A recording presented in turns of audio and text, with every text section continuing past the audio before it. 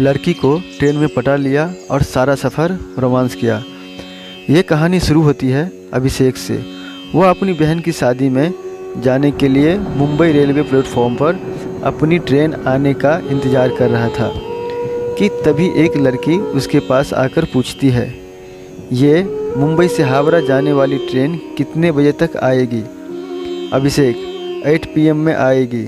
वो लड़की फिर वही प्लेटफॉर्म पे बैठ जाती है और ट्रेन के आने का इंतज़ार करने लगती है। थोड़ी देर बाद रात के 8 बज जाते हैं, लेकिन ट्रेन नहीं आती है। अभिषेक काउंटर पे जाके पूछता है कि ट्रेन अभी तक क्यों नहीं आई, तो काउंटर वाले अभिषेक को बताते हैं कि घना कोहरा होने के कारण ट्रेन थोड़ी देर से पहुंचेगी। अब अभिषेक उस लड़की के पास जाता है और कहता है कि घना कोहरा होने के कारण ट्रेन थोड़ी देर से आएगी, वैसे आपको जाना कहाँ है? लड़की कहती है, मुझे वर्धमान जाना है। अभिषेक, मैं भी कलकत्ता जा रहा अपनी बहन की शादी में। दोनों कोई ट्रेन आने का इंतज़ार करने लगे। दिसंबर का महीना था और ठंड काफ़ी अधिक थी। अभिषेक ने देखा कि वह लड़की ठंड से खुद को सिकोड़ रही थी। अभिषेक को 2 चाय लेकर उसके पास जाता है और कहता है, ठंड थोड़ी ज़्यादा है, क्या आप चाय पीना पसंद करोगी?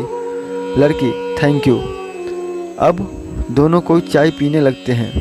अभिषेक, मेरा नाम अभिषेक है, वैसे आपका नाम क्या है? लड़की, मेरा नाम अंजलि है। अब रात के 11 बज गए, लेकिन ट्रेन नहीं आई। अभिषेक ने अंजलि से कहा कि चलो हम वेटिंग हॉल में जाकर बैठते हैं, यहाँ पे ठंड भी बहुत लग रही है। दोनों कोई हॉल में जाकर बैठ जाते हैं। थोड़ी देर बाद अंजलि सो जाती है। अब अभिषेक की आंखें अंजलि को ही देख रही होती है। अंजलि की गुलाब की पंखुड़ियों जैसी होठों और उसका मासूम से चेहरे को देखकर अभिषेक के दिल में कुछ होने लगा। अभिषेक ने खुद को संभाला और अंजलि की तरफ से अपनी नज़रें हटा ली। रात के 2 बजे ट्रेन प्लेटफॉर्म पे आती है। अभिषेक तुरंत जाकर अंजलि को उठाता है और फिर दोनों ट्रेन में जाकर बैठ जाते हैं। अंजलि अभिषेक से पूछती है, आप मुंबई में क्या करते हो? अभिषेक, मैं एक कंपनी में सेल्समैन की जॉब करता हूँ। और आप क्या करती हो? अंजलि, मैं अभी मुंबई से होटल मैनेजमेंट की पढ़ाई कर रही हूँ। दोनों एक दूसरे से बात करने लगे और बातों ही बातों में अंजलि ने अभिषेक से पूछा कि क्या आपकी शादी हो गई है? अभिषेक मुस्कुराते हुए कहता है, नहीं, अभी तक तो नहीं हुई। अंजलि, आपकी कोई गर्लफ्रेंड? फिर अभिषेक कहता है, नहीं, मेरी कोई गर्लफ्रेंड भी नहीं है, वैसे कोई लड़की मुझे मिली ही नहीं। फिर अंजलि कहती है, कैसी लड़की चाहिए आपको, ज़रा हमें भी तो बताइए। फिर अभिषेक कहता है, बिल्कुल आपकी जैसी। फिर अंजलि बोली, मेरी ही जैसी क्यों? फिर अभिषेक कहता है, आप बहुत ही प्यारी और मासूम हो और आपकी ये प्यारी प्यारी बातें मुझे बहुत अच्छी लगती है। फिर अंजलि कहती है, अच्छा जी, ये बात है तो चलिए हम आपके लिए कोई मासूम सी लड़की ढूंढती हूँ। आप अपना नंबर हमें दे दो ताकि लड़की मिलने के बाद कांटेक्ट हो सके। अभिषेक तुरंत अपना फ़ोन नंबर अंजलि को दे देता है।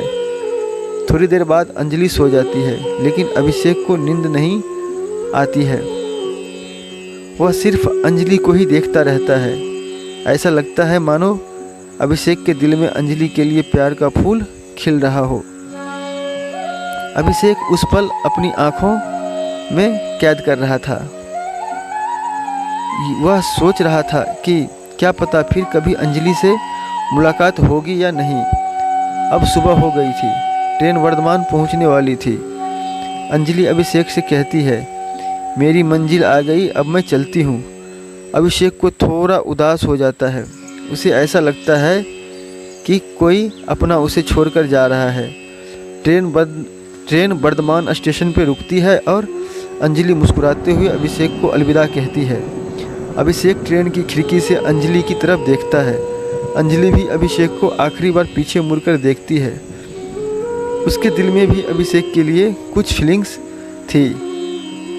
ट्रेन अब स्टेशन से चल पड़ी है, लेकिन अभिषेक अभी भी अंजलि को ही याद कर रहा था। कुछ समय बाद अभिषेक के फ़ोन पे एक मैसेज आता है जिसमें लिखा था, तुम्हारे लिए लड़की मिल गई है। उसका नाम अंजलि है और ये उसका फ़ोन नंबर है। अभिषेक ने तुरंत उस नंबर पे कॉल किया और अंजलि ने कॉल रिसीव किया। अंजलि, तो लड़की कैसी लगी आपको? अभिषेक, बहुत अच्छी लगी अंजलि। तो शादी करना चाहोगे अभिषेक? जी बिल्कुल करना चाहूँगा। अंजलि, तो आइए वर्धमान, अब मानो अभिषेक की खुशी का ठिकाना नहीं रहा। उसे उसकी सपनों की रानी जो मिल गई थी। अभिषेक घर पहुँचने तक अंजलि से ही बातें करता रहा। दोस्तों, आप हमें कमेंट करके ज़रूर बताइए कि ये कहानी आपको कैसी लगी और वीडियो को एक लाइक ज़रूर कर दीजिएगा। दोस्तों, अगर आपके पास कोई ऐसी कहानी है तो आप हमें कमेंट कर सकते हैं और आप वो कहानी हमें भेज सकते हैं। मिलते हैं किसी नई कहानी में, तब तक के लिए जय हिंद।